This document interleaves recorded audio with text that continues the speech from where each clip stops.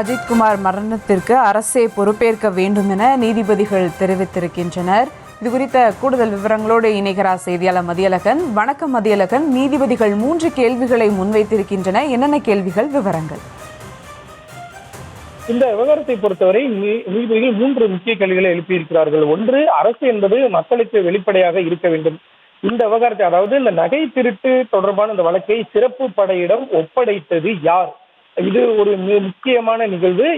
எனவே இந்த உத்தரவை பிறப்பித்தது யார்? மேலும் அஜித் 2 நாட்கள் வேறு இடங்களுக்கு கொண்டு செல்லப்பட்டதற்கு யார் அதிகாரம் கொடுத்தது? அதாவது ஒரு குற்ற வழக்கில் ஒரு நபர் கைது செய்யப்படுகிறார் என்றால் அவர் கைது செய்யப்பட்ட நேரத்திலிருந்து 24 நேரத்திற்குள் அவர் நீதிபதியிடம் ஆஜர்படுத்தப்பட வேண்டும். பின்னர் தான் அவரை கஸ்டடியில் எடுத்து பல்வேறு இடங்களுக்கு அழைத்து சென்று விசாரணை நடத்துவதற்கு காவல்துறைக்கு அதிகாரம் இருக்கிறது.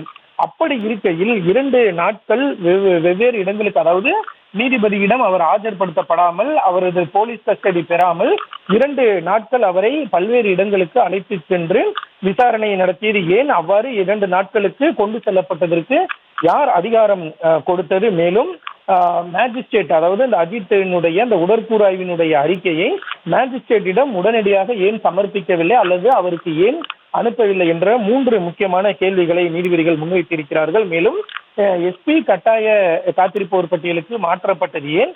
அவர் இந்த வழக்கை எதிர்கொள்ள வேண்டியதானே என்ற ஒரு கேள்வியையும் நீதிபதிகள் முன்வைத்திருக்கிறார்கள். மேலும் தங்களது கேள்விகளுக்கு டிஜிபி பதிலளிக்க வேண்டும்.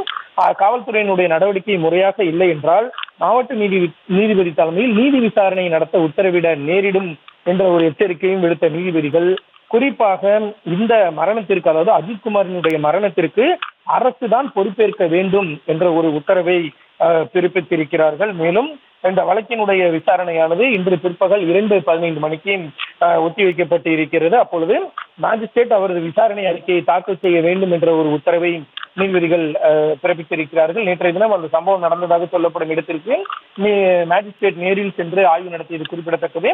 எனவே அவர் தனது விசாரணை அறிக்கையை தாக்கல் செய்ய வேண்டும் என்று நீதிபதிகள் உத்தரவிட்டு இருக்கிறார்கள்.